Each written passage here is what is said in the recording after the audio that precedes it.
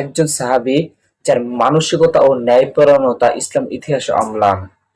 ওমর ইবনে খাত্তাব রাদিয়াল্লাহু তাআলা আনহু, যিনি শুধু যুদ্ধক্ষেত্রে নয়, ন্যায় প্রতিষ্ঠায়ও ছিলেন অদ্বিতীয়। কিভাবে তিনি নিজের জীবন বাজি রেখে ইসলামের জন্য লড়েছিলেন, চলুন জানি।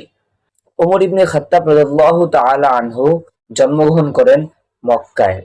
ছিলেন শক্তিশালী, প্রভাবশালী এবং সত্যনিষ্ঠ। প্রথমে ইসলাম গ্রহণে তিনি দ্বিধায় ছিলেন, কিন্তু একবার তিনি আল্লাহর পথে চলার সিদ্ধান্ত নিলেন, তখন থেকে তার জীবন হয়ে উঠল অনুপ্রেরণার গল্প। তিনি ছিলেন ন্যায়পরায়ণ, সাহসী এবং সৎ, যা তাকে ইসলামের ইতিহাসে চিরস্মরণীয় করেছে। ইসলাম গ্রহণের সময় ওমর রাদিয়াল্লাহু তাআলা আনহু জানতেন এটি তার পরিবার ও সমাজের জন্য বিপজ্জনক হতে পারে, কিন্তু তিনি দ্বিধা ছাড়াই সত্যের পথে এগিয়ে চললেন। এই সাহসিকতা ছিল তার বীরত্বের প্রথম চিহ্ন।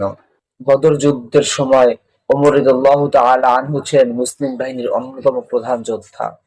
তিনি সৈন্যদের উৎসাহিত করতেন, বিপদের সম্মুখীন হতেন নিজের জীবন ঝুঁকিতে ফেলে। তার সাহসিকতা শুধু যুদ্ধক্ষেত্রে নয়, বিশ্বাসের স্থিতিশীলতায়ও প্রতিফলিত হয়। উহুদ যুদ্ধের সময় মুসলিমরা বিপদে পড়েছিল, আহত হলেও ওমর রাদিয়াল্লাহু তাআলা আনহু লড়াই চালিয়ে যান। তিনি ছিলেন অদম্য, প্রত্যেক ক্ষণে তার সাহস ও দৃঢ়তা স্পষ্ট।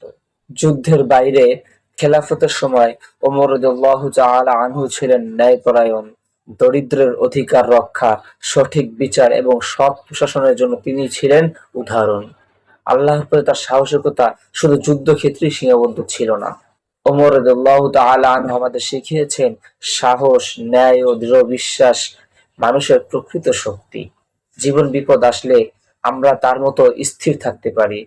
তার জীবন আজও আমাদের জন্য অনুপ্রেরণার উৎস। ওমর রাদিয়াল্লাহু তাআলা আনহু এর সাহস ও ন্যায়পরায়ণতা আমাদের জন্য চিরন্তন শিক্ষার উৎস।